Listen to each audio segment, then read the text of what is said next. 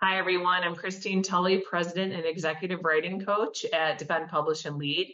Welcome to episode 180, No Guilt Summer Writing. I've been counseling a lot of clients lately about how much writing to do over the summer. Should we, stack our schedules with a lot of writing projects to try to get things done? Is this a time to be really productive? What happens if you have 6 or 7 things that are overdue and you need to get them all finished before the start of the fall semester, et cetera, et cetera? And one of the things that I've talked about with many clients is deciding what days are writing days and what days are not writing days. Part of that is because making that decision ahead of time does eliminate some guilt, but I think it also helps just to get realistic about how many days you actually have to work with in the summer. So right now, when this episode is being released, it's June of 2024, and at the time it will be released, it will be in mid-June. So one of the things I've talked about in previous episodes about summer writing is the idea that I tend to treat summer in 2 halves. So the first half would be before July 4th, which is the American holiday, and it hits right in the middle of our kind of summer break between semesters, unless you're teaching during the summer, of course. And then I treat July after July 4th as the second part of the summer. And I do this for 2 reasons. One, I like to have the opportunity to actually slow down. And I talked about in last week's episode the idea about using that first part of summer to not rush as much, to work on the projects I want to work on, but not try to really lean in on writing in a significant way. So I definitely don't want to do something during the summer where, say, I'm working 20 hours a week or 40 hours a week. For me, at least, summer is a time to not replicate some of the rhythms of the semester. And it really is the only time of year, which is about around an 8-week period, that I don't rush to get things completed. The reality is, even for many people that are already established or already have tenure, we still have projects, we still have deadlines, we still have things that are due. But I try really hard to take this 8-week period from when the end of the spring semester happens to the July 4th holiday. It's not that I don't work. I do try to make sure I'm getting projects completed. I'm doing work every week. But the second part of it is that I try to treat that first half of summer in a no guilt summer writing kind of way. So hence the name for this episode. And the way that I'm dealing with writing right now is that I have an allotment of hours a week I want to write. For me, a minimum, at least right now, where I am at this point in time in the summer, is around 6 hours. I try to do between 10 and 12 a week during the year. Once summer hits in the second half, I'm going to have to step that up. 6 hours a week is fine. I can do an hour here or there. I can do 30 minutes here or there. And it's not too difficult to come up with 6 hours over the course of a week, especially because I'm not teaching, so I have time to do that. That said, I know that we've got a lot of academic parents that listen to this episode and a lot of people that are in locations not anywhere close to their families. So they're doing a lot of summer traveling, or they have children at home, which can put a crimp on any kind of available time to write.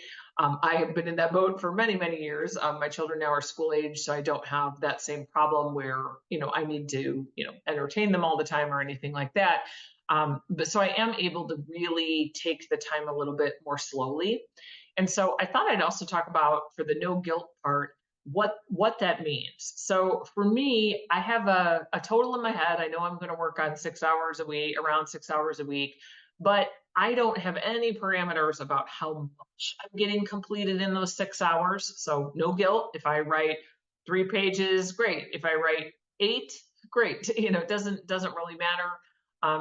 For me, as long as I'm working 6 hours and putting focused attentions on scholarly projects, that's great. I realize not everyone has that luxury. So a lot of people use the time to kind of pull off a book proposal or to complete some last minute things before tenure and promotion. And in that case, you might think about deciding how much time is working time. And that could be a higher number, but then when you're not working, you're not working. So you don't have the guilt that I should be working all the time. One of the sad things I think about summer writing is that a lot of people feel even worse than they do during the school year, because they feel like, well, I should be working 40 hours a week. Like when I was doing, 20 on my scholarship around teaching and my service commitments and caring for my parents and all these other things that I'm doing, they feel that summer is the time that they need to be working even more. And I would argue at some point in the academic year, most of us need some downtime that's a little bit more sustained. I mean, it doesn't mean we're not working at all.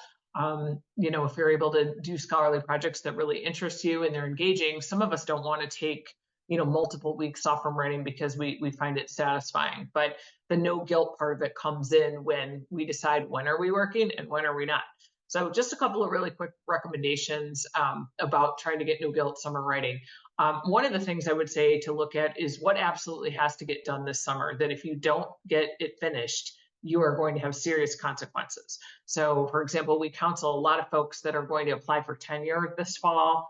They're doing their every last minute bit they can do to kind of hustle to get publications through, to talk to editors, to try to apply for last minute conferences and get an acceptance in that kind of thing. And in that case, they know they have to get some things completed over the summer, or maybe they won't have enough scholarship by the time that they apply for tenure. That said, they can still put a limit on how many hours a week they're going to worry about this. And then when do they get time that they're not going to worry about it? So one of our clients right now is looking for another academic job. Their institution's in financial trouble. They know that their position is likely to get cut, so they know they have to go on the market in the fall. So for that person, they feel like they should be applying for jobs all the time, working on documents, making CVs better, doing all the stuff. But we talked about this idea that, this is a time right now where they still could have a little bit of rest to kind of regroup, figure out what it is that they're looking for in a new position and so on. And so we set a cap for this person at 22 hours a week. So they can worry about it. They can, work on their documents. They work with us. They have writing coaching in 22 hours a week. But in the other hours of the week, they're allowed to not worry about it. They're allowed to not have guilt, like I don't have to be applying for jobs right now. So that would be one thing, is just deciding when you're working and what actually has to be done. So actually those are two things, when's a work day, when's not, what's the total of hours you want to work? And then second, what do you want to work on? The next thing that I would think, or I would suggest, is to try to force yourself when you're sitting at a computer to not rush and to slow down a little bit. This is one time a year where I said I don't have any parameters on how many words I'm writing or anything like that. I allow just the fact that I can sit down, not watch the clock necessarily. I mean, sometimes I have some hard stops, but in general, I have a little bit more of a flexible schedule. So I'm able to just do what I need to do. I don't have to worry about other people's demands, at least for a little while. And for me, I sometimes it will take me a while to get into writing and ramp up because I'm not rushing. But when I get into something, it tends to be more sustained and enjoyable. So, trying to really avoid that impetus to rush. I know we've also talked about summer writing in other episodes, and I know some of the suggestions for just giving more of a relaxed feel to the time that you are working. We've talked about all kinds of things, like listening to like a summer playlist. Like we had one of our podcast subscribers talk to us, sent a separate message talking about some of the playlists and things that they're listening to on Spotify. For the record, we have some of those. They're called academic writing pre-games. They're in my playlist under Tulley. If you look in Spotify, you can find them. But, I tend to do that too, try to think of something that's a little bit more seasonal to listen to. Also, I know many people have changed locations. A lot of people that are in nicer weather are able to write outside instead of being trapped in an office all the time. We've also talked to some people that have done writing where they're trying to actually get physical exercise. So maybe they're on a recumbent bike and they're able to do some reading or something like that. I've mentioned I have a bike, a really old bike desk that I can't, get at a breakneck pace, but I can bike a little bit while I'm writing on that. But just another way to not always sit in the same location, the same as you were doing in maybe a fall or a winter season. That could be another way to kind of get you into that summer groove.